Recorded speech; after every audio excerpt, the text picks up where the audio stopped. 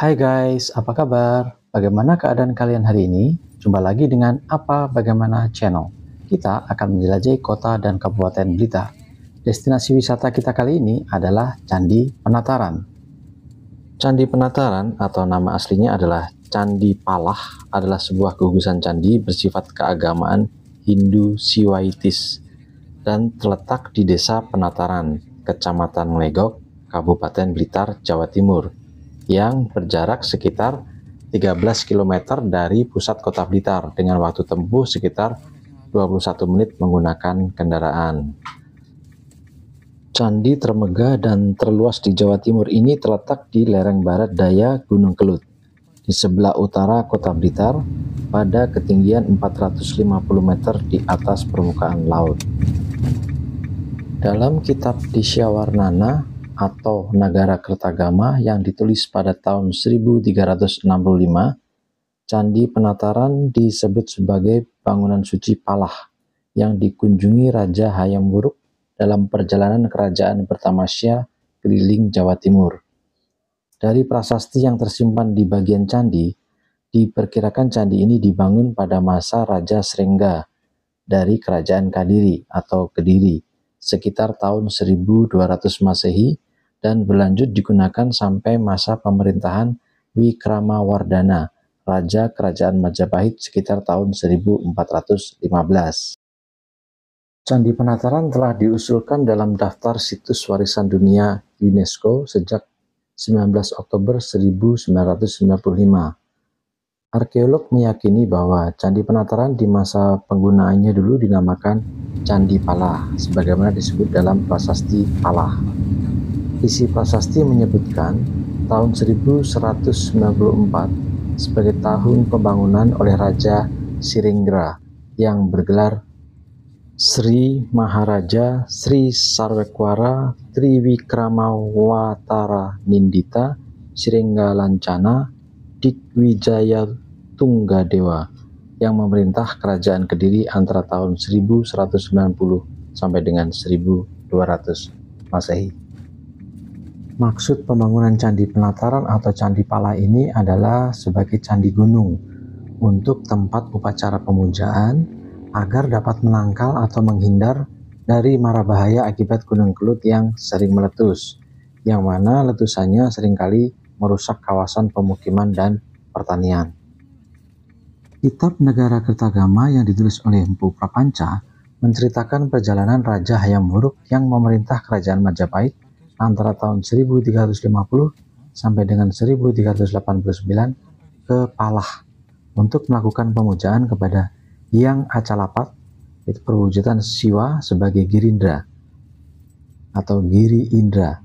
Giri artinya gunung, Indra adalah nama salah satu dewa, jadi artinya adalah dewa penguasa gunung. Kesamaan nama Girindra yang disebut pada kitab Nagara Kertagama dengan nama Ken Arok yang bergelar Girindra atau Girinata menimbulkan dugaan bahwa Candi Penataran adalah tempat pedarmaan atau perabuan Ken Arok. Girindra juga adalah nama salah satu wangsa yang diturunkan oleh Ken Arok selain wangsa Rajasa dan wangsa Wardana.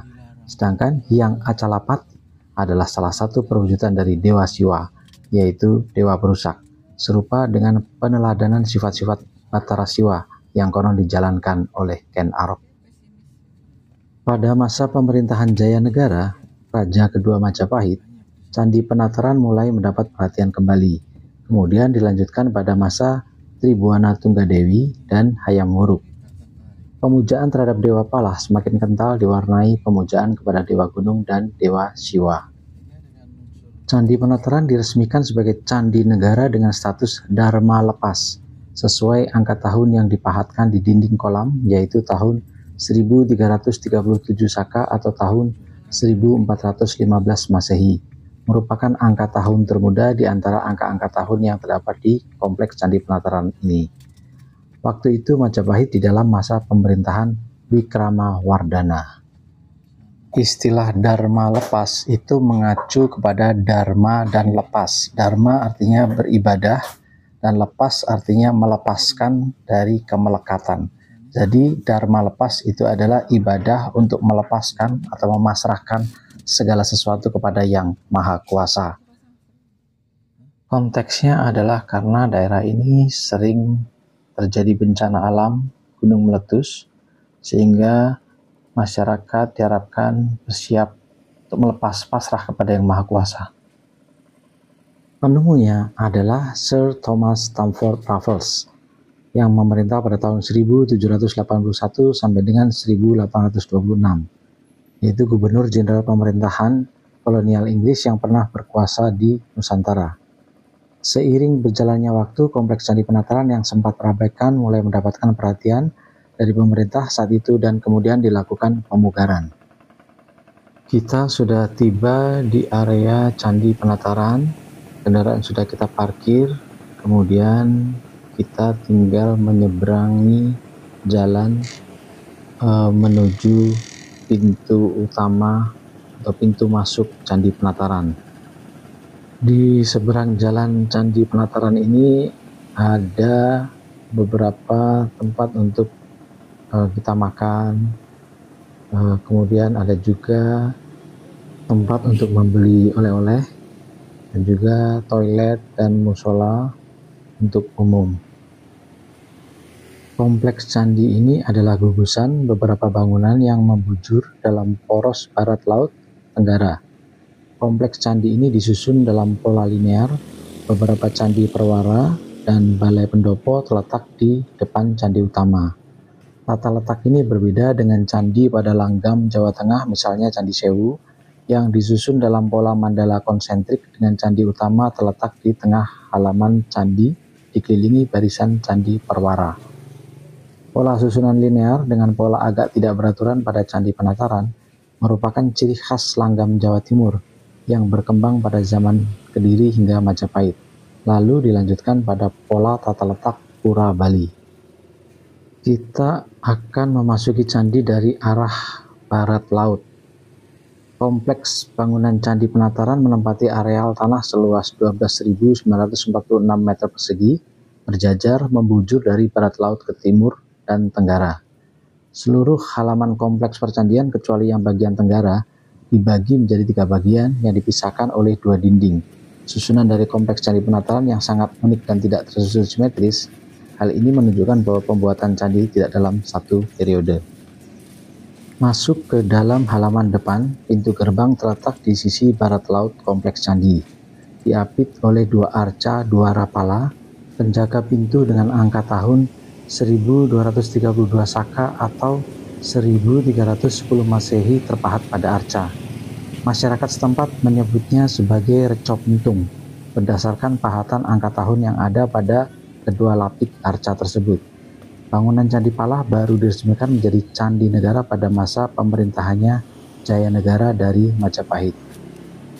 Dwarapala artinya penjaga pintu, yaitu sosok penjaga pintu dalam ajaran Hindu dan Buddha.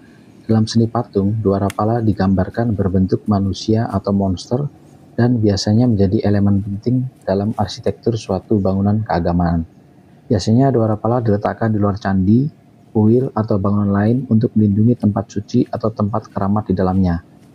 Dwarapala biasanya digambarkan sebagai makhluk yang menyeramkan. Di Pulau Jawa dan Bali, arca Dwarapala biasanya berperawakan gemuk dan digambarkan dalam posisi tubuh setengah berlutut menggenggam senjata gada. Dalam budaya Jawa, Dwarapala dijadikan figur penjaga keraton. Misalnya dapat ditemukan di gerbang masuk Keraton Yogyakarta dan gerbang Kamandungan Lor Keraton Surakarta. Tergantung pada khas suatu kuil, jumlah arca Dwarapala dapat hanya sendirian, sepasang, atau berkelompok. Bangunan suci yang kecil biasanya memiliki hanya 1 arca Dwarapala. Seringkali Dwarapala diletakkan berpasangan di antara gerbang masuk. Beberapa situs bangunan suci yang lebih besar memiliki 4, 8, bahkan 12 arca Dwarapala yang menjaga 4 penjuru mata angin sebagai lokapala. Dewa penjaga 4 atau 8 penjuru mata angin. Di Pulau Jawa dan Bali, arca Dwarapala biasanya diukir dari batu andesit. Jadi perkenalkan dulu Ibu, nama saya Agus Setiono. Saya di sini sebagai juru pelihara yang ada di Candi Penataran. Biasanya mau menjelaskan tentang cerita di Candi Penataran, Pak. Jadi Candi Penataran ini tempatnya di Desa Penataran, Kecamatan Legok, Kabupaten Blitar. Luasnya kurang lebih 23.400, di mana Candi Penataran ini dulu dibangun oleh 3 kerajaan. Pertama Kerajaan Kediri, selanjutnya Singosari, yang terakhir Majapahit. Pintu masuk ada 2 arca, Ibu, namanya Arca Dwarapala, di mana acara Arca Dwarapala tersebut fungsinya sebagai penjaga pintu sebuah bangunan. Jadi masuk halaman pertama ada 2 arca, namanya Arca Dwarapala. Dibangun pada era masa Majapahit, yaitu tahunnya Saka 1242 Saka. Jadi dibangun pada era masa Kerajaan Majapahit, yaitu rajanya Jayanegara. Selanjutnya di sebelah utara itu ada namanya bangunan Balai Agung, di mana Balai Agung tersebut dulu difungsikan sebagai tempat untuk berkumpulnya para tokoh besar di masa kerajaan dulu. Dibangun pada tahun 1269 Saka pada era masa Kerajaan Majapahit juga, yaitu Ratu Tribhuwana Tunggal Dewi. Selanjutnya di depan ini ada namanya 4 umpak, Ibu. Jadi 4 umpak itu dulu difungsikan sebagai tempat untuk berkumpulnya para raja atau perdana. Dulu di situ ada sebuah istilahnya pendopo, ini tinggal umpaknya saja. Ya, ini tinggal umpak penyangga sebuah bangunan. Di sini dulu di ada sebuah bangunan pendopo, itu mungkin kayu. Cagaknya kayu, ini tinggal umpaknya saja. Ya, namanya umpak, dibangun pada tahun 1269 Saka juga. Sama tahunnya 1269 Saka pada era masa Ratu Tribhuwana Tunggal Dewi. Ya, selanjutnya di timurnya itu ada bangunan yang ada reliefnya atau gambarnya, itu di situ namanya Pendopo Teras. Ya, Pendopo Teras tersebut dulu difungsikan sebagai tempat untuk mengumpulkan sesaji. Jadi sebelum mengadakan upacara puja, sesaji itu dikumpulkan di Pendopo Teras ini. Di sini ada relief. Itu ada bangunannya. Iya, ada bangunannya juga. Ini roboh, tinggal istilahnya pondasi, dan ada umpaknya yang sudah di sebelah utara.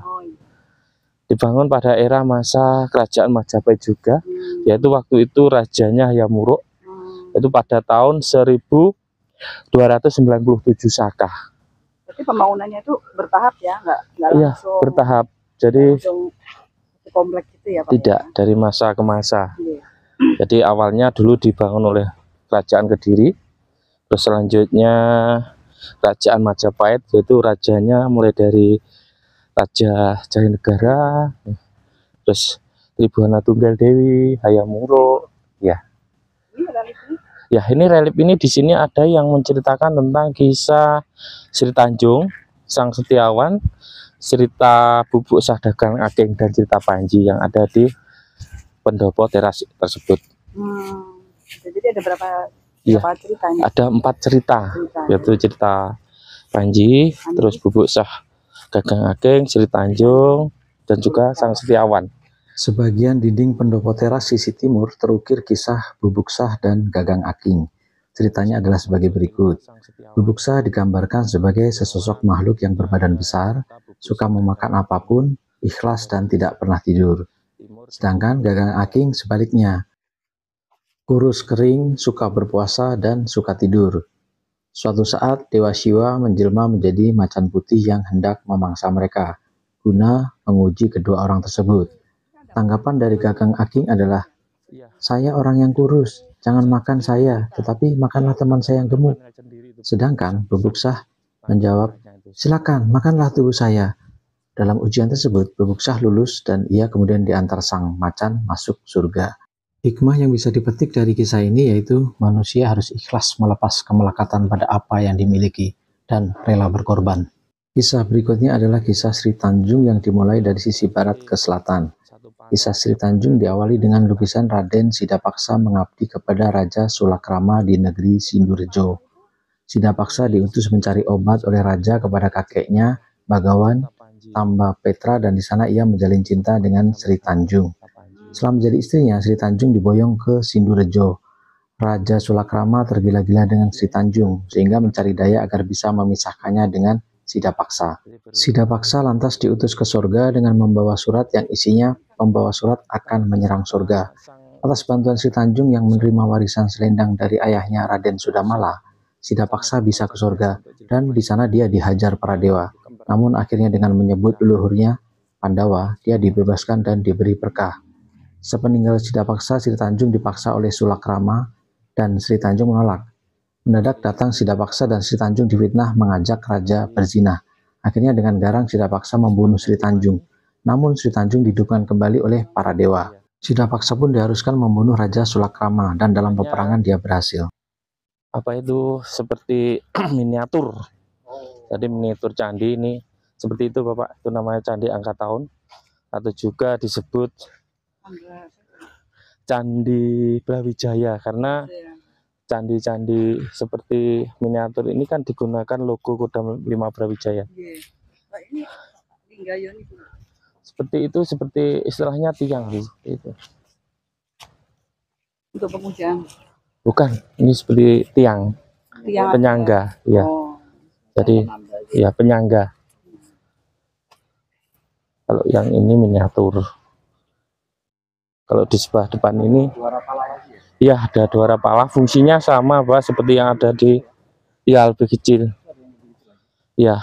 Jadi pintu masuk sebuah bangunan ditandai oleh dua arca namanya arca Dwara Pala. Kalau ini namanya Candi Angka Tahun. Dikatakan Candi Angka Tahun karena di ambang pintu ini ada angka tahun 1291 Saka. Ya. Ya. Di sini ada candi, ada angka tahunnya 1291 Saka. Ya. Ini Bapak.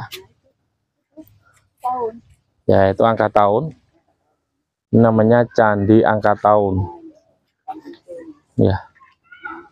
Angka tahunnya 1291 Saka. Ya. Bahasa Jawa Kawi atau huruf Pallawa. Di dalamnya ada arca Ganesha. Ya, oh, monggo. Jadi candi ini dulu difungsikan sebagai tempat untuk upacara puja menyembah dewa gunung atau Acalapati. Karena di sini kan dekat Gunung Kelut Ibu. Jadi dulu para tokoh besar itu untuk menghalau letusan biar tidak terdampak di lingkungan masyarakatnya atau penduduknya, itu diadakan upacara puja di Candi Angka Tahun tersebut. Iya. Ini masih dimanfaatkan? Masih. Jadi di Candi Penataran ini ada 2 event itu upacara dalam 1 tahunan. Itu ada ara-araan tumpengan dari Candi Balekambang yang ada di Desa Mudangan diarak di sini untuk upacara pujanya di sini. Bukan. Dari sini ada juga namanya Balekambang Bapak yang ada di Desa Mudangan. Jadi ya kurang lebih 3 kilo dari sini. Banyak. Berapa orangnya? Banyak, kan mengundang para tokoh-tokoh spiritual. Mungkin tuh Jawa Timur tuh. Kalau yang ini Pak? Ini namanya Arca Dewi Sri. Karena di belakangnya ada istilahnya reli pengembaraan Dewi Padi. Padi. Oh Ya. iya. Padi. Oh dewa ya. Iya. Oh, ini lagi. Iya. Dewa. Wujudan Dewa Arca Dewi. Dewa. Dan itu ada kala fungsinya sebagai pengusir roh jahat. Jadi ada kala itu di ambang pintu masuk itu ada kala fungsinya. Iya, yang ada. Iya, itu namanya kala. Dan dibangun pada era masa Majapahit juga, yaitu rajanya Hayam Wuruk waktu itu. Fungsinya kala ini apa? Sebagai pengusir roh jahat. Iya. Kala dalam bahasa Jawa atau bahasa Sanskerta artinya waktu. misalkan roh-roh. Jadi ini dimaksudkan sebagai pengingat bahwa segala sesuatu bisa dimakan oleh waktu, Mahakala. sehingga kita diingatkan agar selalu berhati-hati Jadi dari dalam memanfaatkan waktu. Juru itu ada Jika tidak ingin termakan oleh waktu, sama. termakan oleh zaman dan dilibas zaman. Arca juga namanya Arca Dwarapala. Ini udah halaman kedua. Ya, halaman kedua, masuk halaman kedua ada Arca Dwarapala. Halaman pertama ya. Iya, fungsinya sama Bapak, sebagai penjaga pintu sebuah bangunan, terbuat dari batu andesit. Iya, Semua batu di sini. batu andesit terbuat. Jadi candi yang ada di sini itu terbuat dari batu andesit dan juga bata merah. Bahan bakunya dari mana ya kira-kira? Batu andesit. Ya mungkin karena di sini kan dekat letusan Kelut, kan banyak aliran di sungai itu, mungkin dulunya banyak sungai, akhirnya mungkin banyak batu.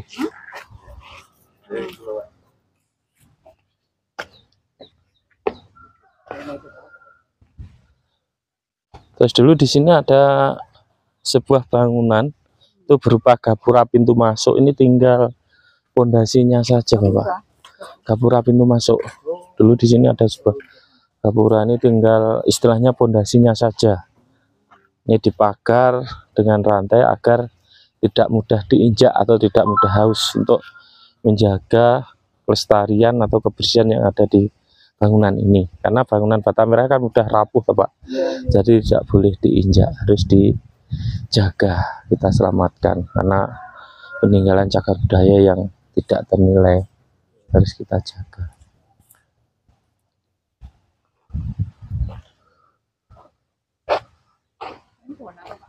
Kalau yang ini seperti apa, ini cuma taman, Pak. Yang ini toh, ini sudah lama. Iya. Ini kan baru dipangkas karena apa, ada istilahnya penyakitnya, Bu, seperti cabuk-cabuk itu kita pangkas. Ini hampir sama dengan pohon apa ya, salak, terus itu kan seperti itu. Seperti ini ya? Iya, sejenis itu. Cuma seperti buahnya itu getah itu, Pak, ada getahnya, bisa buat ngelem. Misalkan main membuat layang-layang itu bisa dilem dengan ini. Ya ini Mas, kalau ini seperti istilahnya pelataran sebelum istilahnya mengadakan upacara bujai, berkumpul di sini sebagai altar. Altar ya. Ya, kayak tempat altar. Selanjutnya di sini ada candi namanya Candi Naga. Iya, difungsikan sebagai tempat untuk mengumpulkan senjata yang bersifat sakral. Ya monggo Pak, nggak apa-apa, monggo. Ya. Dan di samping kanan kirinya ini bangunan bata merah namanya Perwara. Ini Perwara, pendamping. Iya. Iya, dulunya juga ada atapnya juga, Bu, di sini. Jadi ada 9 tokoh mengangkat naga. Iya, untuk penggambarannya, reliefnya. Ini Pak, itu ada 9 tokoh kan membawa genta dengan mengangkat naga. Ini pojok-pojok ada. Arca, namanya Arca Dwarapala, posisi berdiri. Iya, sama. Ini ada relief naga. Iya, relief naga itu disanggah oleh 9 tokoh. Iya. Naga itu kan sebagai sumber istilahnya air. Jadi untuk mencari tirta amerta, memutar seperti cerita Samudra Mantana itu loh, Pak. Ini mencari istilahnya tirta suci, memutar. Ini seperti tokoh agama itu, Pak.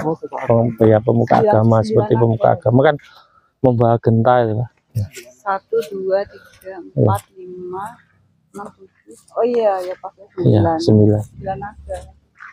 Ini yang benar 9 naga. 9 tokoh. 9 yang mengangkat. 9 tokoh yang mengangkat naga, sorry. Iya. 9 naga. 9 tokoh yang mengangkat naga. Ya. Nah. 9 tokoh yang, iya, bata merah. Iya, yang seperti ini Bapak, merah. Kirain bata merah ini baru. Baru yang dulu, zaman dulu Pak. Ini juga zaman dulu. Iya, Bata merah ini. iya. Kalau yang besar-besar ini zaman dulu, mungkin renovasi untuk ditata ulang. Kalau ini untuk apa? Bata yang dulu. Awet. Iya,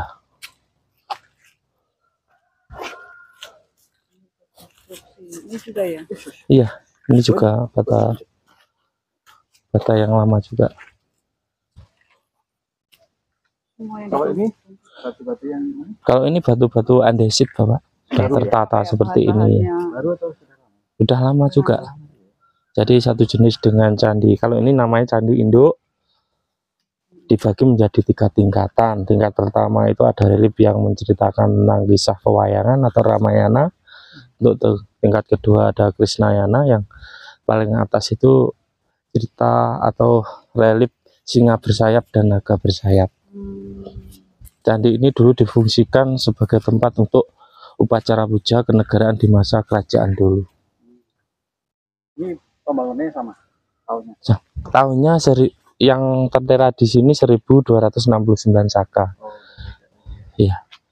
Masa kerajaan ini halaman. Tribhuwan. Iya, halaman ketiga. Terus kalau yang di sana itu Yang itu dulu berada di atas bangunan ini Bapak. Jadi kemuncaknya itu berada disusun ulang di sebelah utara, karena mungkin mau disusun ulang Oh, ini. di atas, kekurangan untuk materialnya. Iya, banyak kurang. Jadi di atas. Iya, yang paling atas. Ulang di situ. Iya. Oh, gitu. Iya. Iya. Iya. Mana roboh, iya. Baru tahu kalau itu tuh Iya. atasnya ini ya. Ya, di atasnya. Kalau yang ini namanya Perwara Bapak, sih candi pendamping. Di sana ada prasasti juga. Asli ya. Ya, asli. Jadi prasasti Palah, yaitu masa kerajaan Kediri, Oh, Raja Sringga. Sama posisi berdiri. Ini ceritanya cerita pewayangan, jadi Anoman ya berperang dengan prajurit dari Alengka. ada saja. Iya. Jadi ini namanya medalion, yang benar ini medalion. Jadi pemisah atau pemisah antara cerita. Ini diberi istilahnya mainan ya, spasinya ini berupa namanya medalion. Masing-masing medalion apa itu gambarannya hewannya itu tidak sama. Oh iya. Ada Ini harimau, gajah. ya ada gajah, ada banteng, Banteng ya. ya, Banteng. ada kerbau juga. Oh iya, ada banteng. Ya, jadi masing-masing panel-panel medalion ini penggambarannya hewannya tidak sama. Oh iya, kenapa ya Pak? Ya. Nggak sama.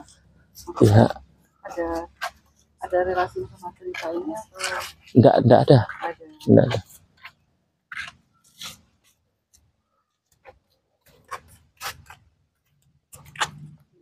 Sama gajah sama kerbau aja ya? Ada burungnya juga. Ada rusa, ada terenggiling juga ada. Ini banyak melingkar ini masing-masing. Kalau ini iya, Oh, ini ada. Pak. iya, iya, singa. Ini di bawah. Ada naga, ada singa, ada kuda. Ya, kancil juga ada.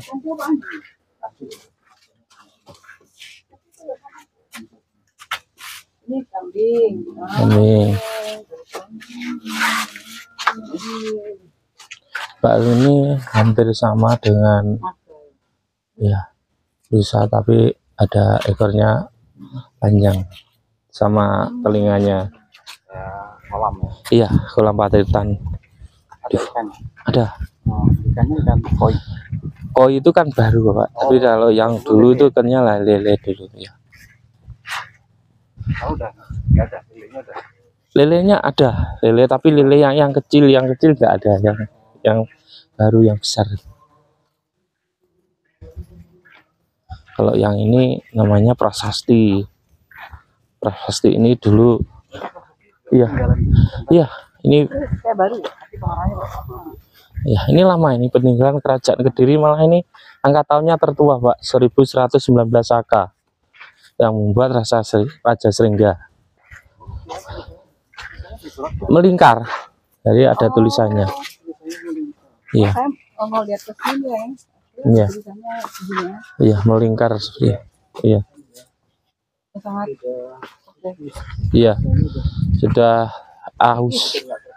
Iya, membacanya pakai alat pembesar. Iya, iya, iya. Oh, udah jamnya juga, ini jam ya? Ini sebagai istilahnya penanda kalau masa kerajaan Kediri seperti itu, ada tandanya. Ini masing-masing prasasti dari peninggalan kerajaan Kediri, Majapahit itu ada seperti tanda atau stempel gitu loh, Bu. Oh iya, iya. Itu namanya pendamping atau waras. Nanti pendamping. Iya, Ah, ini. iya, pendamping. Sebenarnya yang ini tuh, Pak, ini di sebelah timur. Posisinya bukan di tengah-tengah ya? Bukan. Jadi ini paling sakral, paling suci yang ada di Candi Induk ini. Ini sebenarnya ya. Iya, Yang terkenal. Candi angka tahun tadi Brawijaya, karena kan digunakan oleh logo kuda Bima Brawijaya. Tapi yang pasti namanya kan Candi angka tahun. Ini Patirtaan. Iya, Patirtaan. Ini bagian dari Penataran juga ya? Iya. Jadi bagian dari sini juga yang ada di bawah.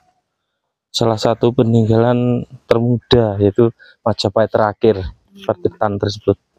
Ini tangga ini juga sama, ini sama tadi. Lama juga, Pak. Ini seperti ini kan, seperti istilahnya tembok.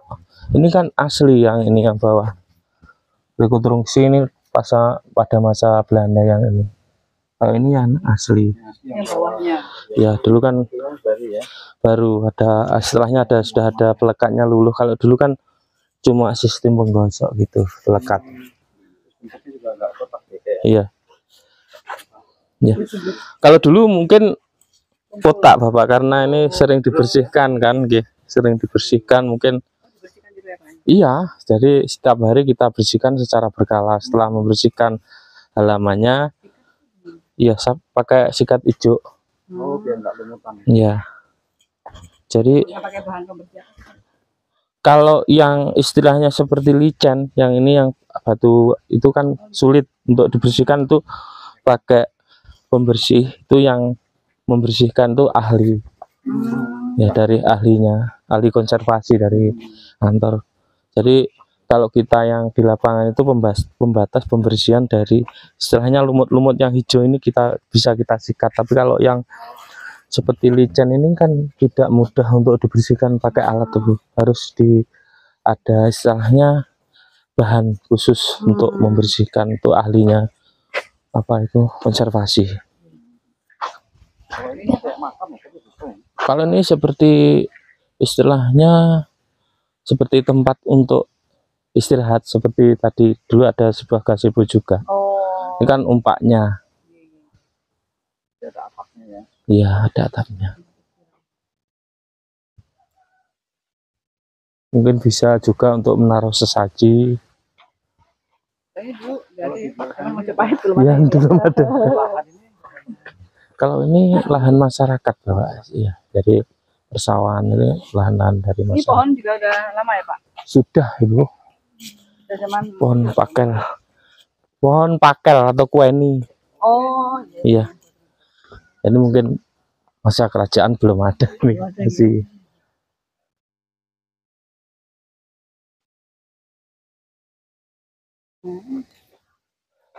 Udah warung zaman. Iya.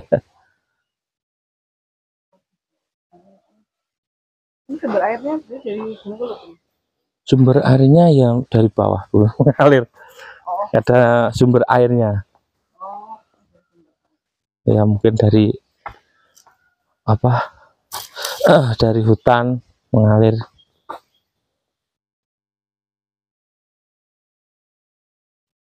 Dari sana nggak boleh di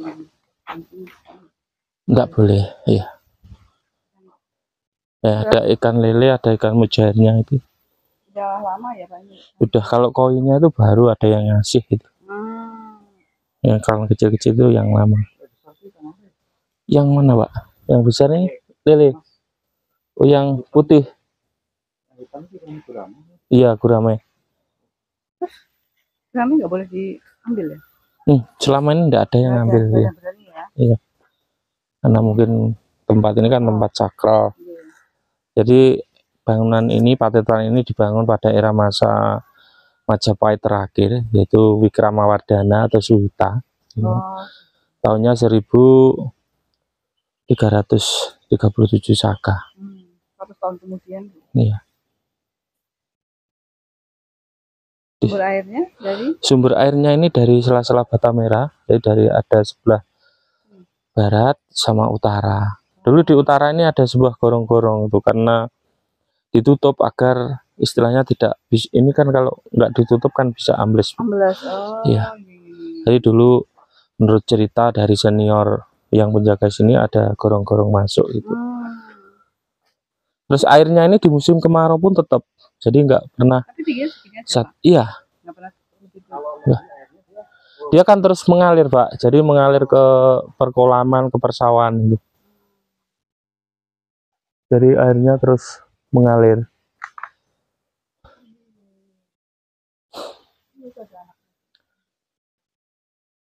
Ini ikan dikasih makan nih Pak? Nggak pernah. Nggak pernah? Iya, mungkin makan lumut-lumut atau jentik-jentik itu. Jadi nggak pernah kita makan karena kan airnya kan terkadang banyak yang ke sini ambil air kan gitu. Nanti kalau misalkan kita pakan pelet kan bau airnya itu. Iya. Mereka makannya ya plankton-plankton aja. Iya. Iya. Lumut-lumutnya di dalam ini ya, nggak iya. kasih makan. Nggak pernah. Iya. Petirtaan ini hingga saat ini masih mengeluarkan air yang sangat jernih. Bahkan dasar petirtaan ini bisa terlihat dengan jelas. Banyak. Ikan yang berbagai warna ini Iya. di dalam petirtaan Mataram ini tidak pernah diberi makan, tapi mereka tetap bisa hidup. Tidak sedikit orang yang melemparkan koin ke dalam petirtaan ini, karena sebagian orang percaya hal itu akan memberikan keberuntungan. Dulu kolam ini berisi ikan lele dan wader. Ramai. Ya biasanya hari Sabtu Minggu ramai karena ini mungkin pas hari puasa sepi. Mungkin iya banyak, biasanya Sabtu Minggu itu banyak. Ini selama apa ini puasa ini sepi. Biasanya seperti itu Pak Bu, kalau hari puasa itu sepi.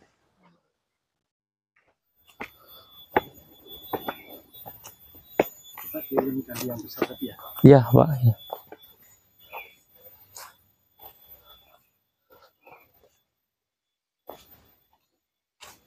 Ini juga iya. Iya. Sebagian dari candi. Atasnya sudah tidak ada. Karena mungkin termakan usia kan juga kan dekat Gunung Kelut atau sini. Mungkin dulu ada gempa atau apa. Yang sebelah timur ada Pak. Ya kurang lebih dari sini 100 meter dari sini sana. Tapi sempelan bukan besar, kalau yang besar dulu sebelah selatannya apa baratnya ya. Ya. Aman kalau sini kalau air loh. Tapi kalau pas tahun 90 itu kan abu sama pasir itu ya nyampe sini juga. Ya. Ya, tapi kalau air itu kan ada apa itu jalurnya sendiri. Kalau di sebelah apa ini barat itu dulu memang jalur air lahar Pak. Tapi sekarang sudah banyak perkampungan penduduknya. Menurut cerita di sebelah barat itu memang jalur air. Terus di sebelah timur itu mungkin sebagian sempelan dari sana itu mengalir ke sebelah timurnya. Ya kecil.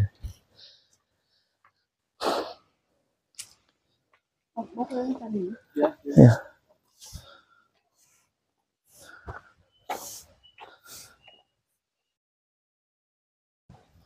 Ini termasuk cerita Anoman ya. Ya, Ramayana. ya Ramayana tadi. Anoman telah merusak apa itu keraton dari Alengka. Ini Anomannya mana? Anoman obong seperti ini. Anoman. Ya, ini kan setelah ekornya kebakar, ini lari ke atas dari istana Alengka ya. Itu kan ya ekornya kan kebakar. Oh iya itu ya. Jadi setelah Anoman tertangkap itu bisa apa melarikan diri, tapi dengan apa ekornya terbakar dan panahnya itu masih ada di paha. Iya. Ya ini melarikan. Dia melapor kepada Sinta bahwasanya dia telah merusak apa istana yang ada di Alengka. Ini Iya. mana? Sinta yang ini. Ya, ini Anoman. Laporan. Ya, ini ceritanya kan Sinta kan diculik dari Rahwana. Anoman disuruh untuk memantau keadaan si Sinta itu di mana, kabarnya di mana. Jadi menimbulkan pertempuran itu tadi. Sampai ke sini. Alengka Rahwana. Iya. Iya. Ya. Iya. Akhirnya menyusun kekuatan untuk Iya.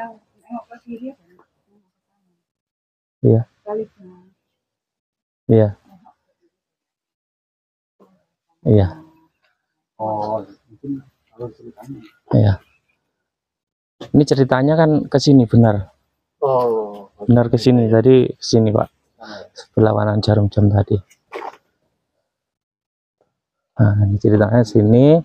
Terus akhirnya membentung segoro itu, Pak, membentung lautan dengan menggerakkan bala tentara dari apa itu Anoman tadi. Nah, ini kera-kera semua kan membawa batu untuk membendung istilahnya lautan. Dia mau menuju ke Alengka. Iya. Komplit kalau yang di sini ceritanya, Bu. Iya, burung. Kalau ini burung-burung modelnya. Ada ayam, ada lutut, ada iya, mentok, bebek, ya.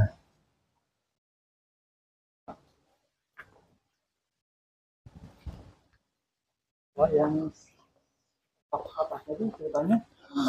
Kalau yang tingkat kedua itu cerita tentang Krishnayana. Ya. Yang Ramayana yang tingkat ke bawah.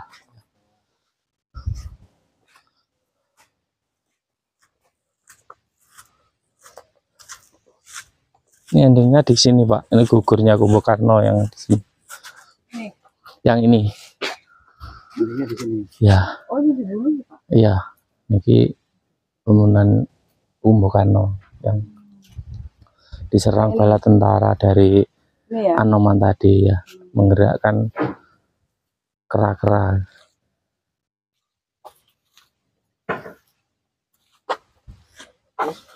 Kalau ini mulai ceritanya tadi, jadi mulai Anoman ya ke istana Alengka. Ini kan Rahwana dengan istri-istrinya Bapak ini. Terus akhirnya Anoman mengintip keadaan istana Alengka dengan naik pohon. Oh. Dan akhirnya kan dia ketahuan dari tentara Alengka. Ya, ini para istilahnya prajurit Alengka itu tahu bahwasanya si Anoman mau masuk. Akhirnya ini si Rahwana menggerakkan para tentaranya untuk menyerang Anoman tadi. Ya, ini Relief candi di Jawa Timur biasanya dipahat berdasarkan analogi riwayat hidup tokoh yang didarmakan di tempat tersebut. Kisah Ramayana dan Krishnayana yang dipahatkan pada dinding Candi Penataran ditafsirkan mirip dengan kisah Ken Arok dan Ken Dedes. Ketokohan Ken Arok sendiri masih menjadi kontroversi antara karakter baik dan karakter buruk.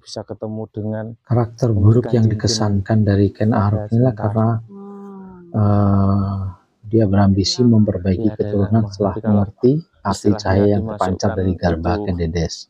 nggak masuk yang dilihatnya dan kemudian di sana, membunuh berarti dia Tunggul Ametung. tidak di istilahnya Padahal Tunggul dianiaya Ametung oleh adalah suami sah pahlawan. dari Kendedes.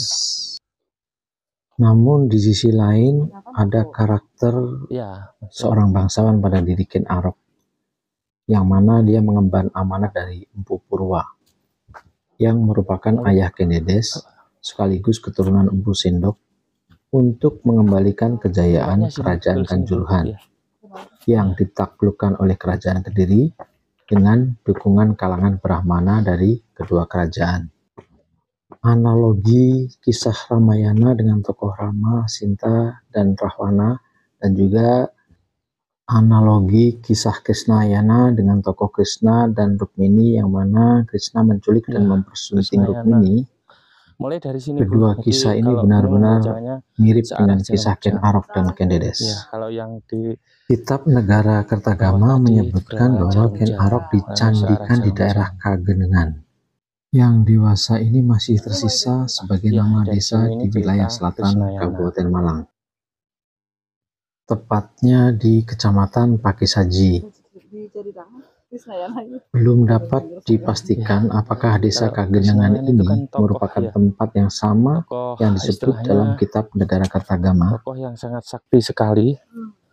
Dia ketemu dengan seorang perempuan, dan ada bapak dan ibunya itu mempunyai istilah calon masing-masing. Yang satu Raja Cedi, yang satu Krishna. Padahal Krishna sudah istilahnya bercinta atau berpacaran dengan Dewi Rukmini. Tapi pada akhirnya kan pertempuran antara Raja Cedi dengan Krishna. Dan ini kan mulai peperangan terus antara Raja Cedi dengan Krishna tadi. Krisnanya mana? Krishnanya yang ini, katanya. Oh iya. Yang ini kan ada kuncinya ya. Ya. Oh itu Krishna. Ya. Dan membawa alat di belakangnya pengasuhnya. Ini pengasuhnya. Iya. Oh ini Krishna masih kecil. Iya, masih kecil kan. Oh baby Krishna.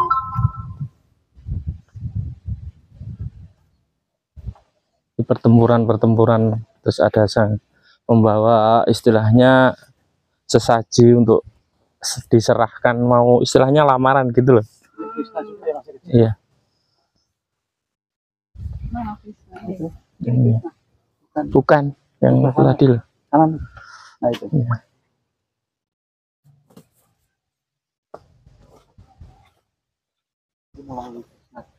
Iya.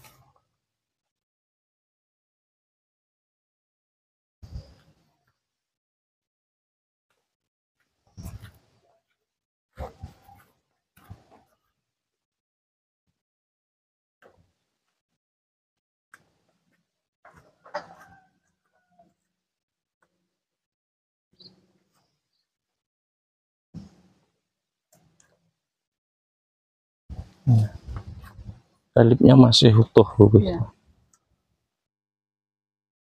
Ini dikalikan ya? Iya. Kalau ini penggaraman namanya. Oh, penggaraman. Iya, termasuk penggaraman. Ini ada istilahnya pembersih juga.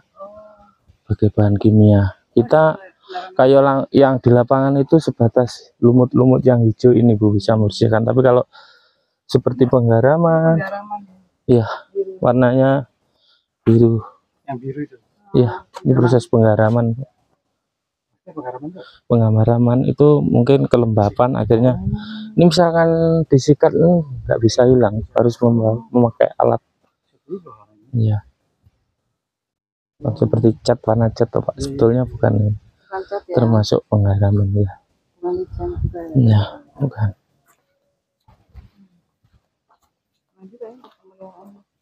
Iya.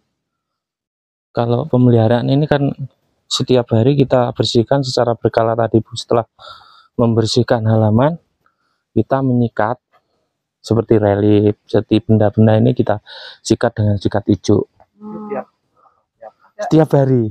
Iya. Berkala, habis iya bertahap. Iya, Bu. Di sini toh jumlahnya ada 8 orang, itu pun malam. Oh, malam. Malam dan siang itu 8. Misalkan yang malam itu, yang siang tinggal 4, terkadang 6 gitu. Kita bagi. Kalau dulu banyak, karena sekarang banyak yang istilahnya sudah sepuh, pensiun. Ya. Ya. Jadi untuk candi induk ini kita bagi 2 orang. Halaman berserta candinya ini, Pak. Yang satu perempuan tadi sebelah utara, yang sebelah sini kebetulan saya. Jadi halaman candi ini kita bagi 8 orang, itu pun siang dan malam. Ada yang piket malam, Bu.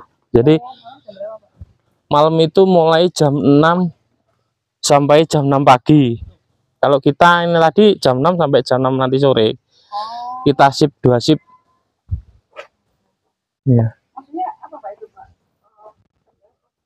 Kalau ini sekarang BPKW, Balai Pelestarian Kebudayaan Wilayah 11, Bu. Jadi kantor kami di Mojokerto. Ya. Situs itu ya? Bulan itu ya Pak? Ya, ikut terus. Boleh nih kata. Boleh, monggo Pak, Bu. 3 lantai. 3 lantai, ya. 3 Pak. Jadi dulu di situ ada ruangannya, itu kan disusun ulang di bawah. Kalau ini sama aja, Bu, karena reliefnya kan sama. Ya, bukan cerita, ini cuma penggambaran relief dari singa bersayap dan naga bersayap. Ini singa. Ya, kalau ya. Apa sih? Pengawal atau apa Pak?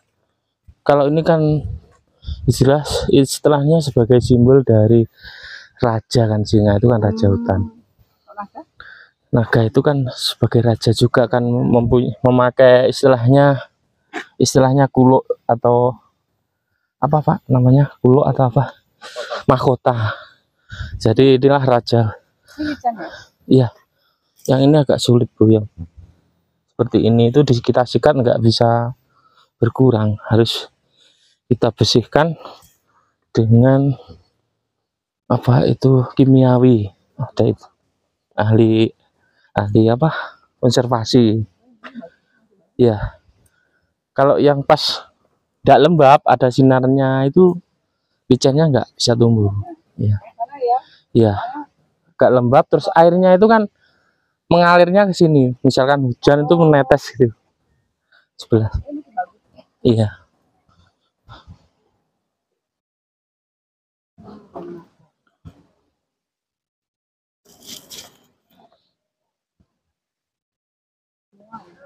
Iya.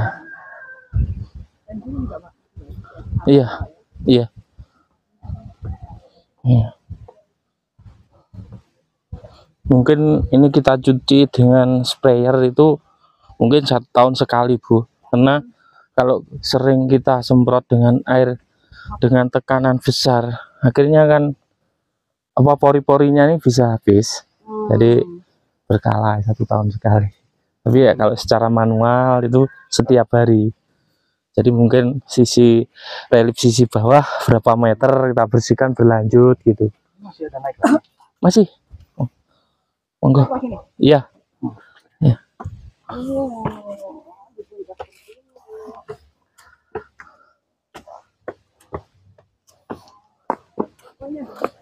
Iya. Iya. Jadi misalkan yang kepercayaan atau umat Hindu itu mengadakan istilahnya upacaranya di sini, Bu. Jadi membawa sesaji-sesaji. Tidak tentu malam biasanya. Malam ya? Iya. Iya, Pak.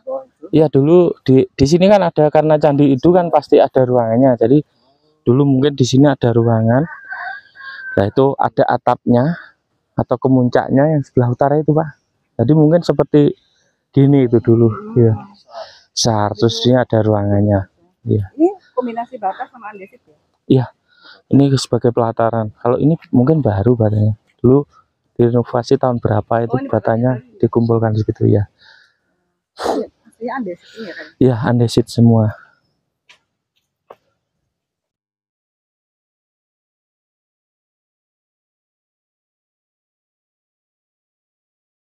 Misalkan masih utuh lebih bagus buat ruangan. Keren banget. Ya. Ramai nih candi. Iya, Cuma ya gitu Pak, jaganya kan Iya. yang naik jangan banyak-banyak. iya, iya, kita batasi. Kita pun mengajukan ke pimpinan bahwasanya ada SK untuk pembatasan. Misalkan kami nanti kita jelaskan itu kan mudah. Iya. Dasarnya apa Pak? Kan biasanya banyak orang itu kan Iya. pasti tanya dasarnya nggak boleh itu apa Pak? Tapi kalau ada istilahnya surat untuk kita anu sebagai alat, Iya. dasarnya ini loh Mas, Borobudur juga gitu kan? Iya. Sama ya. dibatasi. Masuk ke keluar gitu ya. Iya.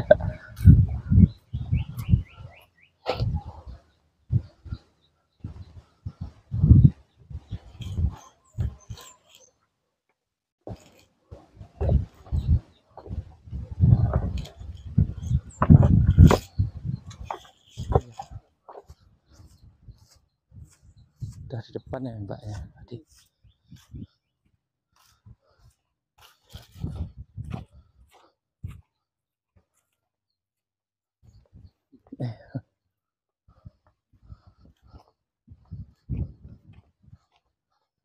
Ini yang datang sini usia berapa Pak? Ya bervariasi Bu, dari anak-anak sekolah, dari mungkin yang keterbatasan pakai si roda. Terima itu kasih banyak. sudah Jadi menonton. rombongan Sampai itu jumpa lagi banyak. di video selanjutnya. Jangan lupa Kita like, mau komen, buatkan share, untuk subscribe, mungkin dan yang tekan tombol keterbatasan loncengnya seperti agar orang channel tua ini itu tetap tadi ada ya, dan dapat mau terus membagikan dijaga informasi, pengetahuan, dan ya, pengalaman yang jalur mudah-mudahan kasihan bermanfaat. nanti Pak. Kalau Ciao. jalurnya seperti ini.